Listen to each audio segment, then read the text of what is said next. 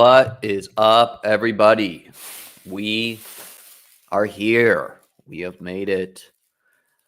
Bestball Nation fantasy footballers, we have finally made it to the fantasy football playoffs. Week 15 is here. Drop a week 15 in the chat. Last year, and this year and the year before, to my boys group from home, I would drop a week 15, week 16, etc. in the group chat every week and ask, my homies to respond with a week 15, usually in all caps, a couple exclams. And hey, that worked, took down Bestball Mania 2. So drop a week 15 if you want to be live to win Bestball Mania 3 and $2 million up top. Going to be talking all things best ball today. Just jumped out of the shower, so got to get a haircut too. But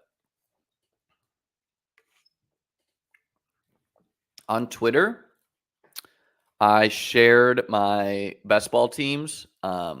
Want to real quickly run through the 22 teams. Started off with, and I think this thread, you should read this thread if you're into best ball. We'll do a bit of a read aloud here because I'm not expecting every best ball degenerate to be on Twitter. Maybe we can get a better zoom on this. We'll work on that. So this was my team that won last year. Josh Allen, Fields, Taylor, Jones, Harris, Wilson. Obviously, Chase was the key. Anyways, enough about the old team. Talked about advance rates and chalk. So we'll just do a little read aloud here. Thread of my Bestball Mania 3 playoff teams and some thoughts on advancing plus what I learned last year. My Bestball Mania 2 team was not a terribly high score in the regular season, but was healthy and found some late season production in Penny and Amon-Ra and was able to advance a low-owned Chase to the finals. Remember, week 16 last year, T. Higgins went off. This team survived the chaos of COVID hitting the fantasy playoffs and came out on top of 160 final teams. Hey, thanks, Devin, man. That's my first dono. Upward trajectory for the channel, guys. It's not a plant. I do not know Devin Davis. Smash that subscribe button. Hit the like button, guys. Help me out here. Really appreciate that, Devin. My first dono, hopefully of many. Anyways, this team survived the chaos of the COVID fantasy playoffs, and that's as it's arguable that last year's tournament was, hey Devin, the way we gamble, we're not a million maker for long unless we win. It's entertainment, Plus, I give out a ton of EV, I struggled with that to start the year. I was like, oh, do I want to give out takes and whatnot?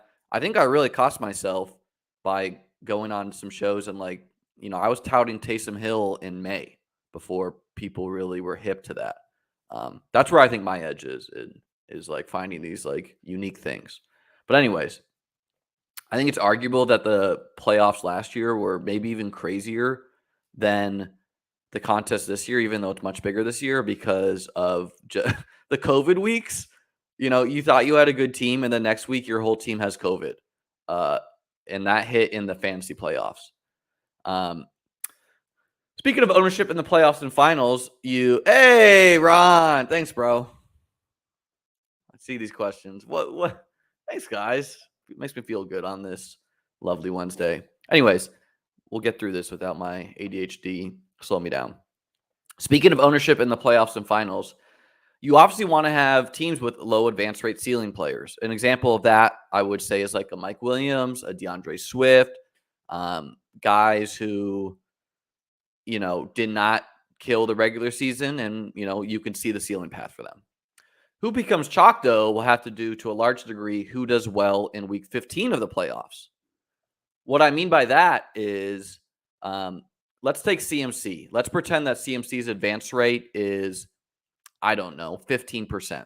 If CMC goes for 40 this week against the Seahawks, then his advance rate in week 16 of the playoffs could be 50% or higher. Basically, if you have a player bury the field, especially if they're cheap, they will be well represented in the semifinals. Unless you're drafting a guy like if Jeff Driscoll goes off and I have the only Jeff Driscoll team, which I might, then he's not going to be largely represented because he was only drafted 4 times. Anyways, while you can expect an advanced rate monster like Josh Jacobs to be healthily represented in the semifinals and finals, even if he puts up duds in week 15 and 16. So yeah, this is basically, it's going to be hard for players like Josh Jacobs and Tyreek, who are the 2 highest advance rate players, to not be seen in week 16, even if they suck in week 15.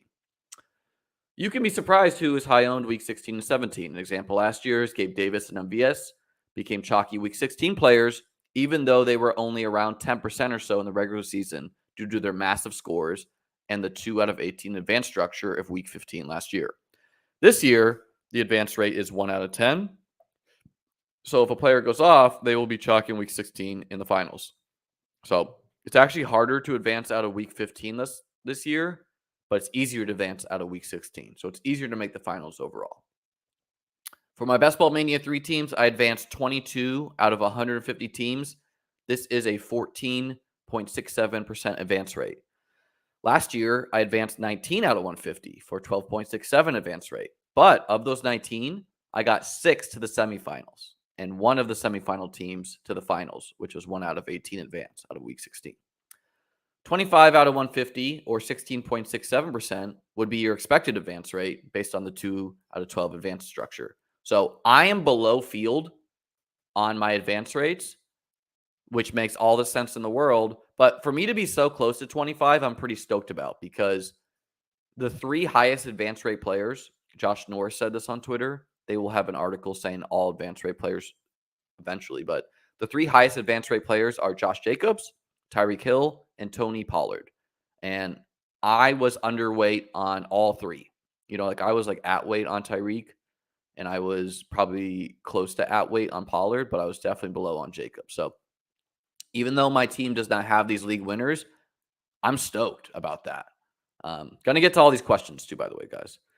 Lots of stuff to say today. I do not necessarily draft teams to advance in the large Millie Maker fields. I care far more about uniqueness and teams that can beat the super team / win the contest. I think it's debatable the things you can do to influence this, but that's a discussion for another time. People get real pissed off about this. You can't plan for the future. You're wasting your time thinking of matchups in the playoffs. People get literally irate because they believe that. They think it's a waste of time. I disagree. Speaking of advance rates, it is just a number that lacks massive context and doesn't tell close to a whole story. For example, I am someone who started drafting teams the day the contest opened, throughout the summer, and as the season got close to start. I also drafted on more than one platform. I think there's tons of merit to drafting both early, during the summer, and late in the season. Let's take a pause there. So many people, and usually it's bigger DFS grinders, cannot fathom doing anything but drafting late in the season. They just need the full depth chart. They don't agree. I think that's foolish. Obviously, drafting later is easier if you're a grinder and you're with casuals and whatnot. But, you can make super teams by drafting early. Anyways, as someone who drafted a majority of my teams in Best Ball Mania 3 early, there are some real duds in my portfolio. So, early on, I wanted to attack early drafts, and unfortunate, one of the guys I was attacking was a Ronald Jones. Now, when I'm talking early, this is before, this is before Pacheco was on the scene. So we thought Ronald Jones was going to be a thing, and I wanted a part of the Chiefs game because I thought the Chiefs were more likely to run the ball than a Bills team. But obviously, Ronald Jones has been a total zero all year, so that kills me. It kills my early teams, at least. But also several monster squads that I believe can take down the tourney. So yeah, the few early teams I got through, I got some real monsters of them. My advance rate in the DK Millie and this is kind of crazy, is where I drafted majority of my squads late and multi-tabled 5 to 8 at a time. Basically, with like a week and a half to go, I was only at, I think, 50 or so of my DraftKings teams. And then I got a huge monitor and I started doing 5 to 8 drafts at the same time. You can look back at my channel, see some of those old streams, but I was multi-tabling drafts and I had a crushing advance rate for 40 out of 150. I think it's 38 officially for 26.67%. And honestly, even though I was multi-tabling, which, can be difficult, especially on DK, it makes sense to me why my advance rate's pretty good on those because I was doing so many at the same time. I didn't have this like idle time. It kind of forced me to make quick decisions. And part of the things I did when I was multi-tabling is I drafted similar structure teams. So I drafted a ton of 0 RB, which obviously crushed, avoided the Dalvin Cooks, these lower advanced, the Najee Harrises. I drafted a ton of teams like that, just like jamming wide receiver and then going volume at running back. And those teams obviously crushed in DK and really in fantasy football this year for Bestball. Clearly, it was easier for me to draft higher scoring, advancing teams later in the season, but I don't think the lesson here is to save all your teams for them. I just think that makes people more comfortable. And yeah, look, if I wanted the most shots on goal, I would probably do that. But I don't believe that just shots on goal is important to win a tournament, especially a milli maker with $2 million to first. You can't do like conventional sharp wisdom. I'm also someone who takes plenty of stands in Bestball. I'm not shy to have a high exposure to a player or fade a player I don't believe in. This, of course, can work against me or work out great. As you can see from my top 12 BBM3 exposures, there are plenty of misses hurting my portfolio. It's important to think through were your misses good process and you got unlucky, or were they bad process? So an example of, I think, a good process miss in my portfolio is, these are my top 12 exposure players in Bestball Mania 3, is I would say Trey Lance was good process, bad outcome. Jalen Hurts was good process, good outcome, right? And so obviously my top 2 quarterbacks being Jameis and Trey is not helping my advance rates. Let's find some bad process guys. I think it's arguable the Dawson Knox pick, who you could see I drafted 32%, which is a big stand, was bad process, bad outcome. But I was aware it was bad process. So in a way, it kind of makes it not, where I knew drafting Dawson Knox, who was like, around 10 draft cost, was really risky because he was drafted near the league winning running backs, the 0 RB archetypes, the Miles Sanders, the Ramondres, the Tony Pollards of the world. Sometimes, usually, you're looking at cheaper guys. But still, I knew it was risky to take Dawson Knox, but because I knew he was risky and he plays a high variance position anyways at tight end, I knew that he's still attached to Josh Allen, right? And so his touchdown equity is going to be there. If you have the tight end who falls in the end zone this week and Kelsey doesn't go off, you have a good chance of advancing that team. If you have a guy do what Evan Ingram did, score 2 touchdowns, approach 100 yards, your team is laps ahead of the field. So Dawson Knox will be low advance rate. Maybe, his advance rate will be pulled up a little bit by Josh Allen and maybe Stephon Diggs correlation. But he's still a guy who can go for 2 touchdowns any week, even though he hasn't really done it that much of late. Some other bad process picks. I think Sky Moore was a risky pick. It's good process in some ways, where he was a rookie attached to Patrick Mahomes with questionable guys around him. So in that sense, like, I want to be targeting those situations. In other senses, he was expensive. But we could talk. There's a lot more good and bad process we can talk later.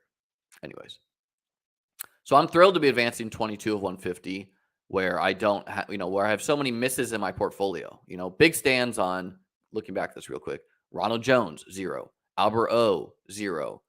Russell Gage, at least there's hope for him. Sky Moore looking like a 0. Jameis, maybe a 0. Trey Lance, definitely a 0. Mac Jones, not great. But there's some players.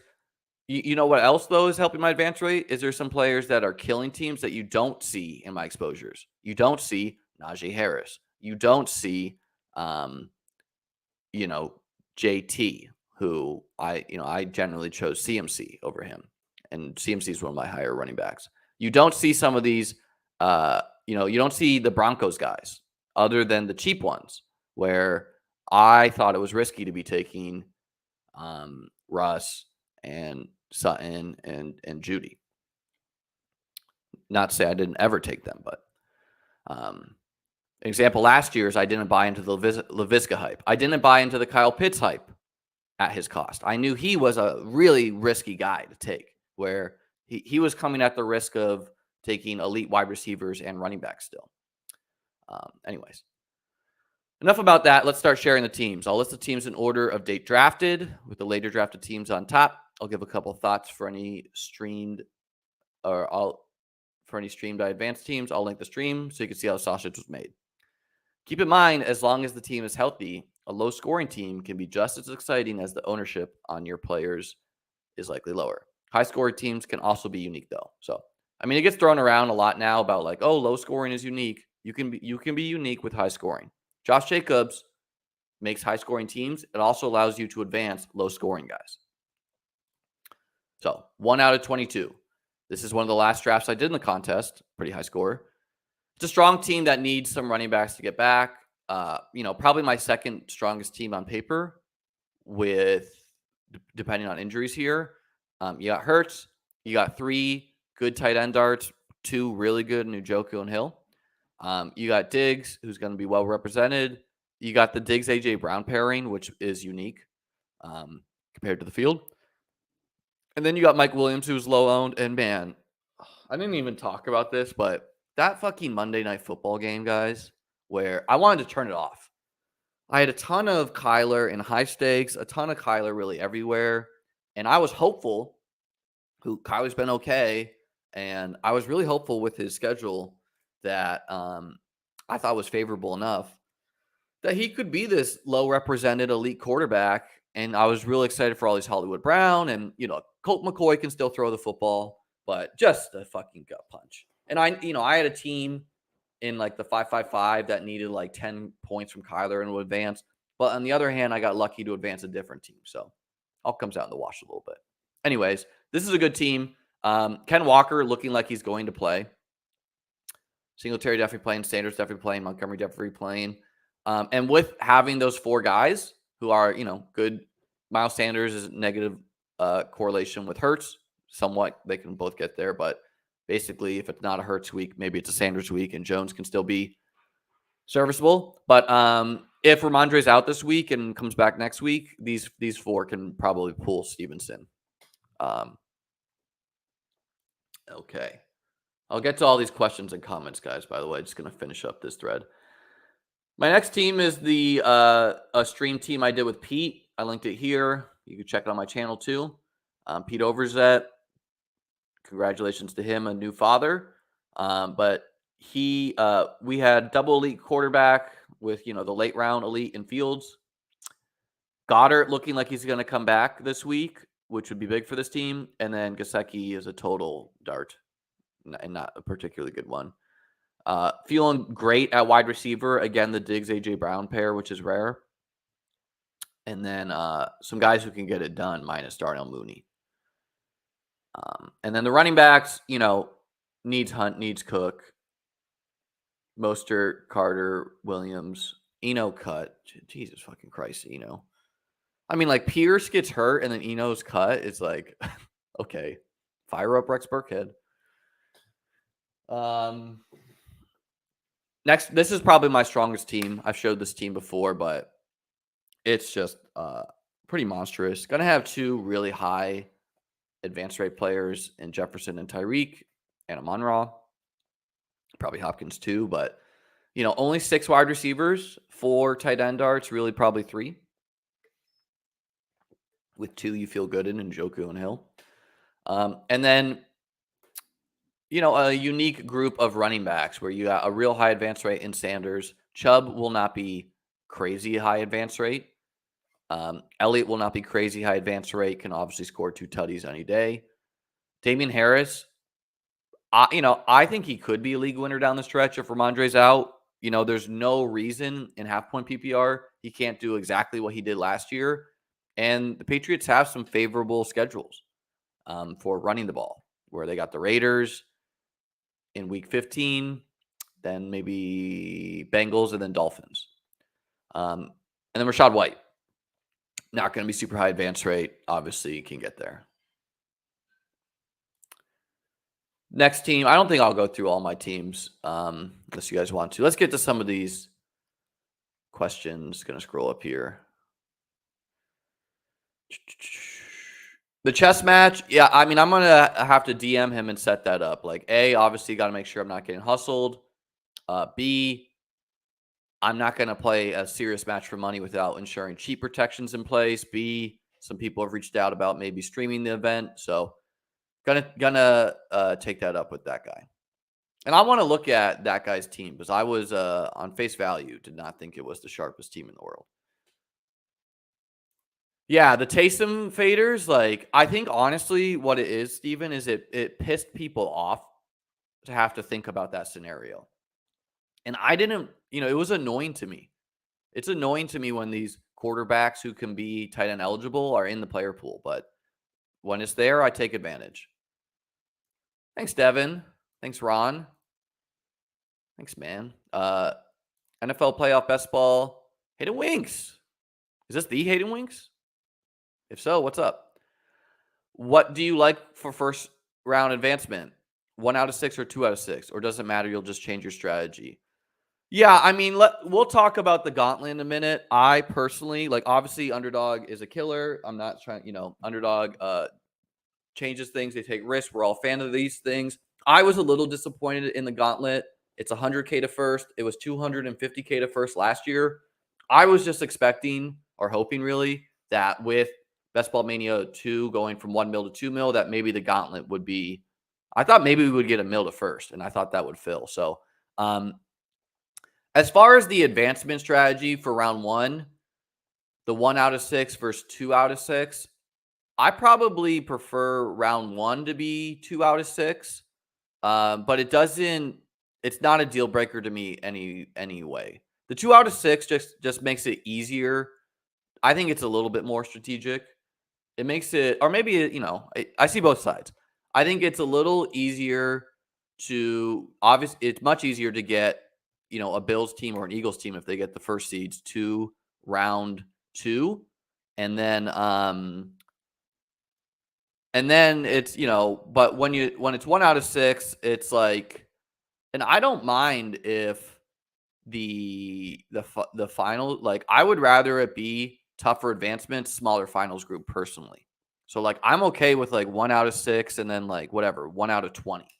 And then rather than having a 400 person final, if you did some huge prize, finding some way to whittle it down. But, in the other sense, let's say the Super Bowl is a Bills-Eagles Super Bowl.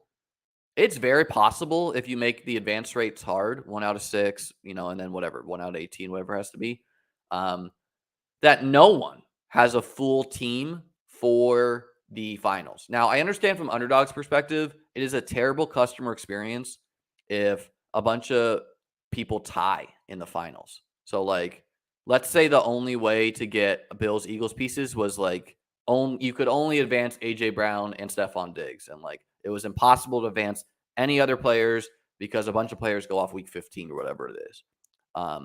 Then it's not a great customer experience if a bunch of people chop it up with just Diggs and AJ Brown. On the other hand, if you're the one person to get in Diggs, AJ Brown, and James Cook, that's I'm okay with not a full roster winning, but playoff discussion is a whole nother thing. We'll get to that more later. Thanks for checking in, Hayden. And check out, if you're not subscribed to Hayden's on Twitter, obviously much bigger account than mine, do that. Hayden will have the advanced rate article once he gets all that data, I believe. Devin, yeah, I mean, the 64 out of 320, I see a lot of people phrasing their advance rates this way. That doesn't tell a great story if you're like combining contests that were like not 2 out of 12 with 2 out of 12. And personally, I'm just focused on Best Ball Mania 3 for underdog. I mean, 17 out of 62 is great mathematically. That's above expectation. Let's see, that's a 27% advance rate. So now you should feel great about that. But again, advance rate's not everything to me. Okay. DK will have their shit together, but we'll talk about DK later. Yeah, I mean, this is part of it. Yeah, I mean, I still think the Michael Thomas pick, it's I was last year I faded him. This year I was in at a cheaper cost. And I didn't love the players around him after like DK Metcalf and Mooney. But I thought the Michael Thomas pick would have smashed this year if he stayed healthy, if Jameis stayed healthy. Like Jameis fractured his back, and both these guys have obviously been injured before. So if you want to be the guy that's like, well, they were going to get injured again, I guess. I don't know. Yeah, Sky Moore. I don't think Waller was bad process, but that's another discussion. Yeah, got cut. Yes, I do. I want to talk about some playoff schedules, and I think if I could choose some players to just place on my Week 17 team, assuming I made a finals, I would really want Christian Watson against the Vikings, who could get beat deep. And if I had to bring back, I think I'd pull Dalvin Cook on that team, who is going to be probably really low owned. And the Packers are like 30th in the NFL against the run. You can run all day on them. So Dalvin Cook been disappointing. It's arguable what his ceiling still is, but I would definitely do that. Yeah, like Sutton's a guy who is like whatever to advance because it's just hard to see the ceiling. But on half PPR, you get a guy in the end zone and they can hang. And I don't think people were thinking that Jerry Jeudy had a 3 touchdown ceiling in him. Obviously, he was the only one out there, but all right. Let's look at some of my underdog pools. Shout out to Underdog for getting this done on a Wednesday, a big effort. And they're even though they're a huge company now, like they've got commercials and whatnot, they were not a startup all too long ago. So let me see how to do this.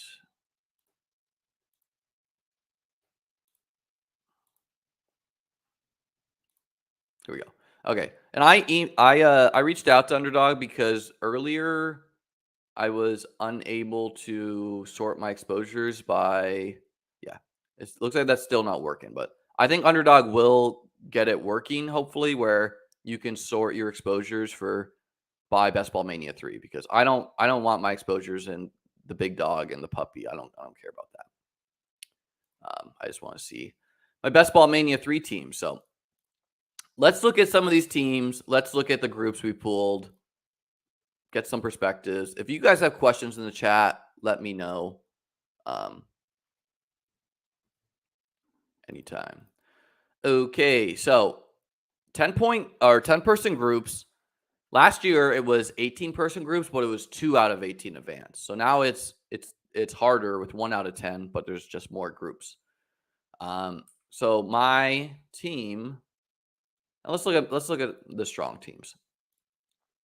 So this is probably my strongest team on paper. And it'd be great. I bet in the future they'll have the ability to see player exposure in a playoff group. But honestly, just from experience, it's a lot easier to sweat this shit once the games start. Very quickly, a player's gonna go off, and you're gonna be able to check your groups and be like, "Damn, what's going on here?" I also want to talk about some um, before we just jump into groups, some similarities last year where let's take the Dolphins, for example. The Dolphins are a team who are going to be high advance rate. Tyreek Hill, second highest advance rate player in the whole contest. Tua by de facto is going to be high advance rate paired with Tyreek, and Waddle had as Tyreek Waddle sneakily is like similar to Gabe Davis. He just has more yards, where he's been spotty in a lot of games. But anyways, the Dolphins do not have a great pass game schedule, and if we look at like Dolphins box scores, they have not done well against good defenses at all.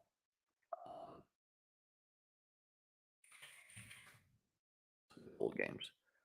Like they have not scored a lot of points against some good teams. Now, Tua is like in and out some of these games, but and obviously Tyreek can do it whenever. But like high score against the Lions D, high score against the Bears D, put it on the Texans, destroyed the Browns bad passing game D. Did not do well against the Niners. Didn't do great against a not great Chargers who copied the blueprint of press coverage. So how are the Dolphins gonna come off of that? Did not do well against the Bengals. I think Tua got knocked out this game. Did not do well against the Bills. Tua got concussed, but they should have lost this game. Did well against the bad Ravens passing game earlier in the season. Did okay, but not great against a good, not great defense in the Pats. But anyways, Bills is definitely a negative matchup. Packers, the Packers defense is not great, but the problem is it's just so much easier to run on them. Now, the Dolphins like to pass, so their runs by de facto is like Tyreek drop-offs. But what happened last year is the Bucks were really high owned, and then the Bucks got blanked against the Saints week 16, and there was like 0% Bucks week 17. And so anyways, and then they finished up with the Patriots, even if you do get into the finals, which again, not a great matchup.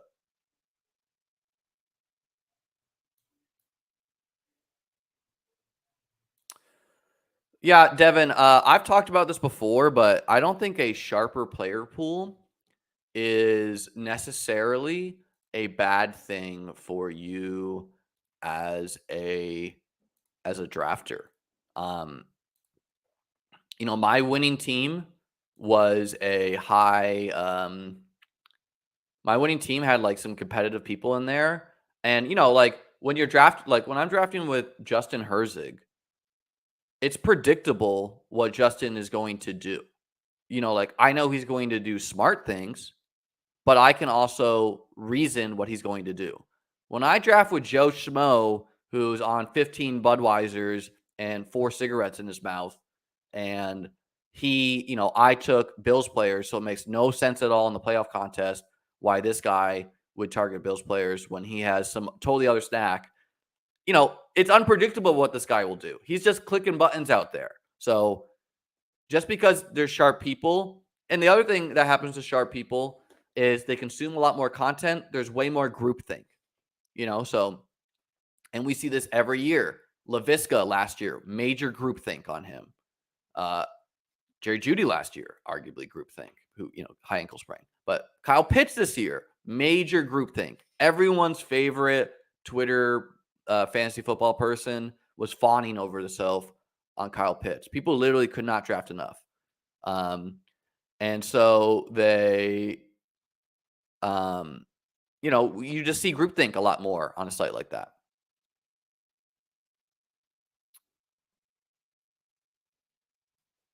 Good luck, Sam. It only takes one, man. Only takes ones. That's rough, Gator. That sucks to like have, I'm fortunate I don't have any teams that are truly dead. I have some teams on life support, but it just sucks when you don't, the couple teams you make it don't even have a sweat. Lamar will be back if you have at least another quarterback, probably next week. It's possible. I just don't see. I think the Bills are going to crush the Dolphins. The Josh Jacobs fade group was groupthink. Great point, Eddie. Um, let's look at this guy's team who won the regular season prize. Because he did like one thing that was like I'm not. I mean, I haven't studied this team. Who knows this guy's name? King Cap. All right.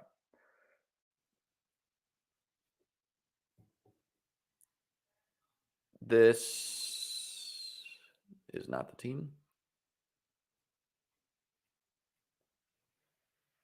Did he tweet this shit anywhere? Okay, here's the team that won. And his draft board. We'll take a look.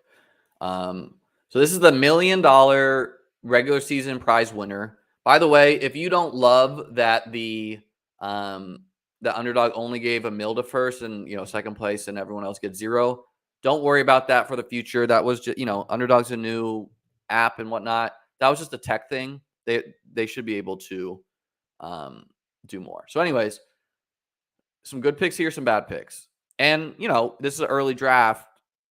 You gotta get a little lucky too, but so he started with Kelsey, or probably went Devontae and Kelsey. Great start. Was lucky to get AJ Brown in the third. This, remember people were doing that, and then Waddle in the fourth, and then was pretty fortunate to get Amon-Ra in the fifth. Like the Amon-Ra fifth teams are monstrous. He quickly became higher, and then I think probably grabbed Jalen Hurts. Let's just grab it here. So went Adams, Kelsey, AJ Brown, Waddle, Amon-Ra, and then grab Hurts. And then the really only thing that I think is a donkey move, but worked out, is he took Joe Burrow in the 7th. Now, that worked out great for him because Hurts obviously smashed. But the week that Hurts had a bye, I think Burrow had 40. And Burrow had some spike weeks, but he the fact that he doesn't have Higgins or Chase is like, and really did not go out of his way to target a stack with Burrow other than Chris Evans late.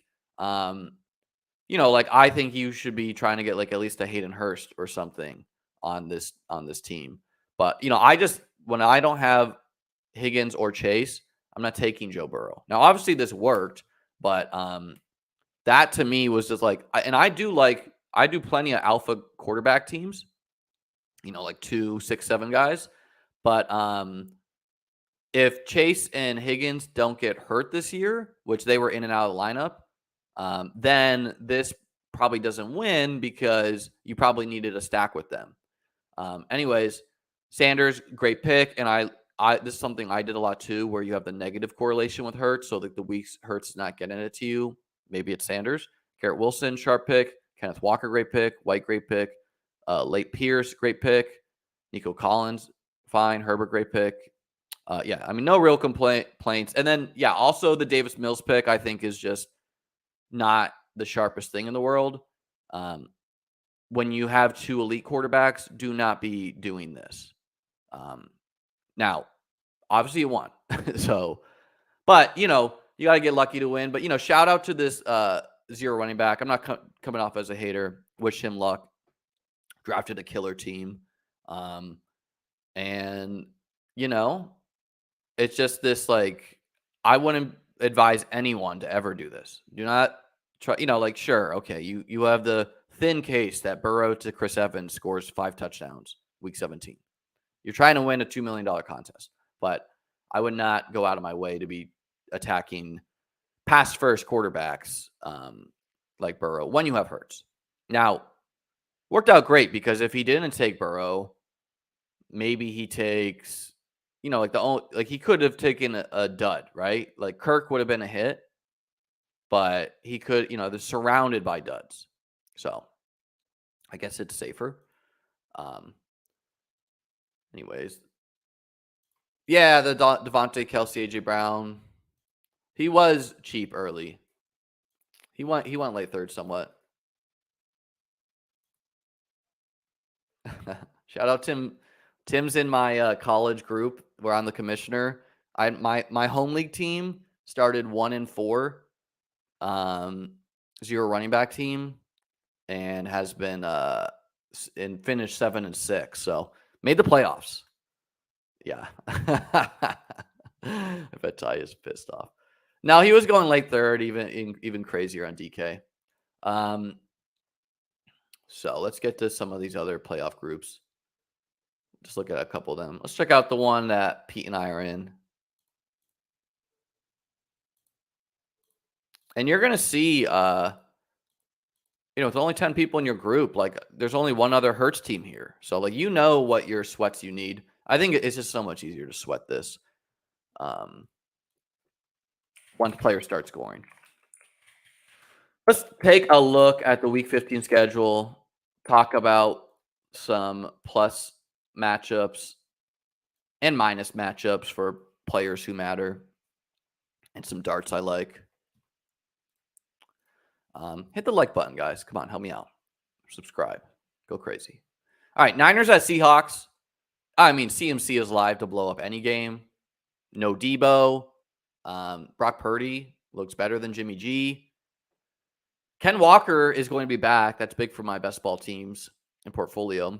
And not a great matchup, but can get there any week. So Colts, did Seahawks play the Niners already?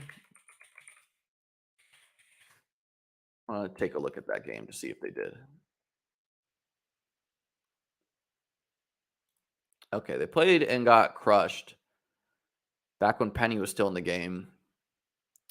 Lockett got some yards, but yeah, I mean, no. Who even scored a touchdown? They got a defensive touchdown or something? They got punt return. I don't know. No touchdowns that I can see, but they scored 7 points. Anyways, not an inspiring matchup. Colts at Vikings. I mean, Justin Jefferson, I don't think a bad matchup exists for him. For the Colts, I'm excited for the Alec Pierces I got in, where you can beat the Vikings deep, man. And so I'm excited for Alec Pierce starts in just a great matchup. He could totally do what MVS and Gabe Davis did last year. Browns at Ravens, pretty neutral matchup. I just have a lean that the Browns are going to try to get Nick Chubb involved again after losing past 2 weeks, but they probably want Deshaun to get experience against the modern NFL coverage too. I think this is a bad matchup for the Dolphins. Like someone will probably score a touchdown, but a great matchup for the Bills. I'm excited for every Bills player. Falcons at Saints. I mean, you got to be excited for any Kamara you get through. He's not done it. Ceiling's arguable, but, we know who he is. Falcons, total question mark with Ritter. Like, would it be shocking to me? And Mariota, by the way, he's out for the year. He got surgery, blah, blah, blah. Their coach is pissed off about it, but the Falcons, total mystery. Is it going to be shocking if Ritter comes out and runs the ball 20 times? No. Is it going to be shocking if Ritter comes out and targets CPAT 15 times for checkdowns? No. Is it going to be shocking if Ritter throws the ball better than Mariota? No. So total question mark with the Falcons and Ritter. And the Saints coming off bye, you guys could still make the playoffs, Get Jameis in there. Steelers at Panthers. I think Deonta Foreman, you got to be excited about against, not the best rushing spot, but just not a great Steelers team. Steelers pieces, even though Najee has shown almost no ceiling to date, a plus matchup where if they do get a lead, he could score 2 touchdowns. Eagles at Bears, very excited for all Eagles pieces against just like the smash of all smash spots. The Bears, not a great matchup, but really what happens in garbage time is my question. And it's easier to run on the Eagles. So Fields could do some running things. Maybe he's matchup proof. And maybe Montgomery gets going. Chiefs at Texans, actually a negative matchup for the Chiefs. passing game. The Texans are like one of the top teams in the NFL against quarterback because they're so terrible at everything else that teams usually just run on them. So that being said, it is the Chiefs. So if the Chiefs want to throw for 400 and get a bunch of guys going, they can. If the Chiefs want to get Pacheco and McKinnon, who really seems like McKinnon is the lead guy with Pacheco mixing in, they can do that. So excited for Chiefs running game pieces. Chiefs pass game pieces can obviously do it in any game. The Texans, Dameon Pierce is out. Maybe it's like Rex Burkhead and Dari, whoever. I'm excited for Jeff Driscoll, but not many people have that sweat. Cowboys at Jags, definitely excited for all Cowboys pieces. Every single one. Jaguars, not a good matchup. Cowboys got some injuries though, so I think you're just excited because Trevor is maybe becoming good. So maybe he can get it going. Lions at Jets. I think it's easier to run on the Jets than pass on them. So I'd be excited for Swift if he's healthy finally. Probably not. And really every Lions piece, like Jameson Williams, they got a lot of weapons they need to stop for the Jets. Jets side, no one's drafted Zonovan Knight. Maybe some people did.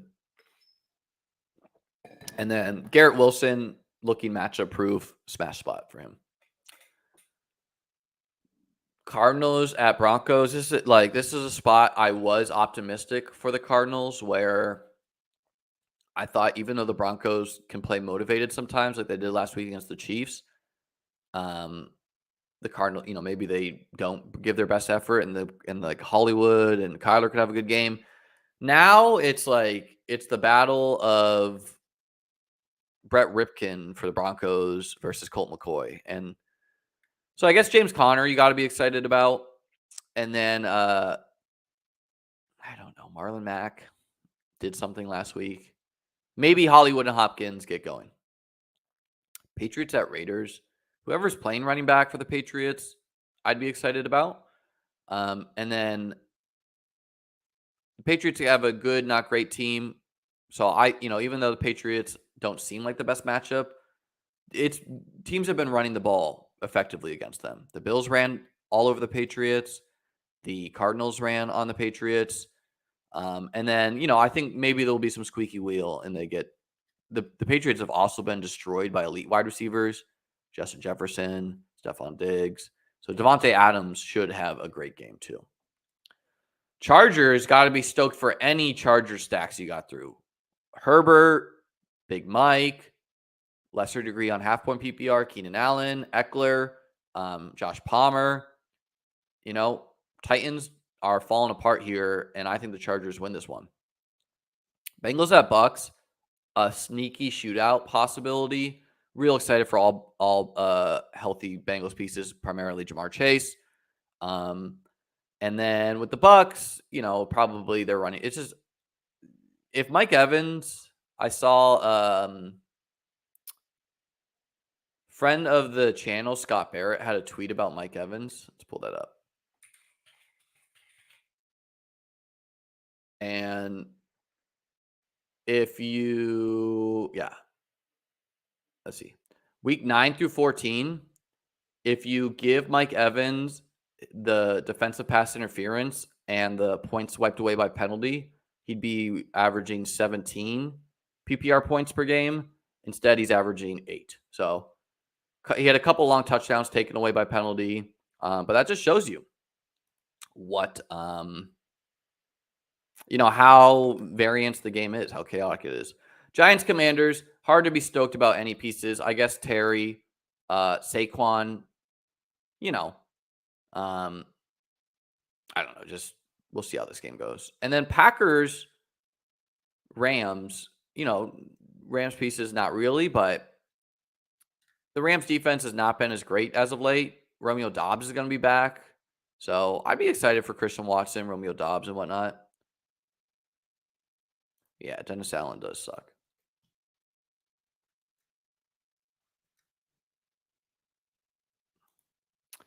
Yeah, I mean, people are going to take what happened as like a lesson, which is just so wrong. Like people are going to legitimately spend time and they're going to be like, my highest advance rates were from the 8 to 12 range, just like this. And they're going to think that it's easier to advance teams like that. Where the reality is, as far as how first and second round players do, to some degree, it's pretty random who gets injured, who has ceiling performances. Like obviously you can predict this stuff. I think there was some bad first round picks that I faded, but um, if Cooper Cup doesn't get injured, maybe he's way higher advance rate than a Kelsey, a Diggs, whatnot. So people will not apply historical research correctly, and so it's important to think through those things. Robinson Jr. Yeah, let's look at Week 17 and just some guys who, based on matchup, have like plus matchups. I know off the top of my head. Okay, so Cowboys passing game against the Titans, Week 17 stuff. So CeeDee Lamb, Dak, whatever. Cardinals Cardinals pieces against the Falcons. And RIP Kyle Pitts, who has a plus matchup here. Steelers at Ravens. I think plus matchup to Andrews. Steelers are bad against wide receivers. He's technically a wide receiver for them. Bears, Lions, just shootout spot for Fields, shootout spot for the Lions. Jags, Texans, excited for Jags pieces, excited. So like ETN primarily, excited for Pierce if he's back. Chiefs, Broncos, maybe more Chiefs running backs, but again, if they want to score in the air, they can do it. Dolphins, Pats, I would say plus matchup to the Patriots running backs. Unsure how the Dolphins will approach this one. Colts, Giants, plus matchup probably to both running backs. The Colts D is actually pretty good. It's just both teams use the running back a lot. And then, Alec Pierce having a good game, not out of the question where the Giants run a ton of man. Saints, Eagles, I think a super plus matchup to A.J. Brown, where if the Saints have Lattimore healthy, they'll probably try to have him cover A.J. Brown, and that is going to go very poor for Marshawn Lattimore. Panthers, Bucks, great matchup for the Bucks pieces you can get there. Fournette, White, the pass game. But they could kill the Panthers, or it's a close game. Browns, Commanders, plus matchup to Brian Robinson and Antonio Gibson. The Browns are a run funnel. They can also be deep. So plus matchup to Terry if Heineke's still in. If Wentz is still in, though, all bets are off. 49ers at Raiders, really plus matchup to CMC. Small possibility Debo's back here. Jets at CMC could totally win contests this year. Seahawks at Jets, plus matchup to Jets pieces, Garrett Wilson and co. Probably a better spot for Ken Walker than the Jets passing game. Vikings at Packers, great spot for Christian Watson. Decent spot for Rodgers. Good spot for Dalvin Cook, and then JJ can do it against any team. 49ers at Chargers, I would just say plus matchup to Chargers pieces. They should kill the Rams. And then Bills, Bengals, Monday Night Football, going to decide who wins these contests. I think, this is a potential shootout spot where the Bills sport a great defense, but I don't expect them to totally shut down the Bengals. More excited for Bills pieces, though. And then, Chase could go nuclear.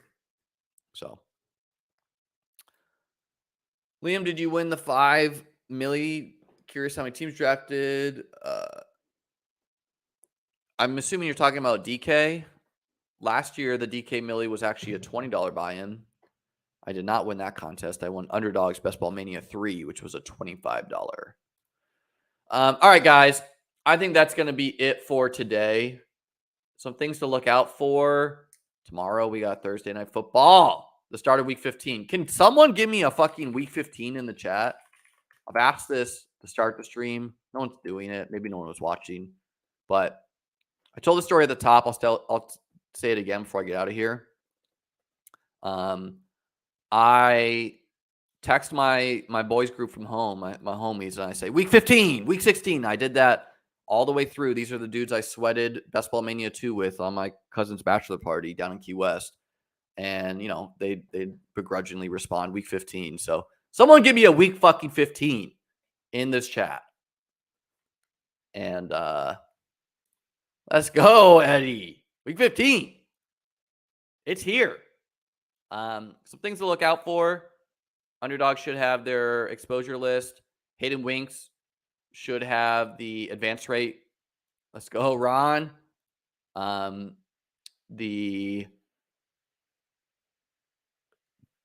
anyone in the DK high stakes streets, I'll put out what the wild card score was once I know. Let's go. Other than that, probably back tomorrow. I want to try to get some guests on, see if anyone wants to talk some best ball with me, do a little collab. We'll figure out what's going to happen with that chess thing. I'm down to do it if we can schedule. And other than that, guys, hey, thanks so much to my first 2 donors, Ron and Devin. Thanks, guys. Makes me feel good getting the first donos of the channel.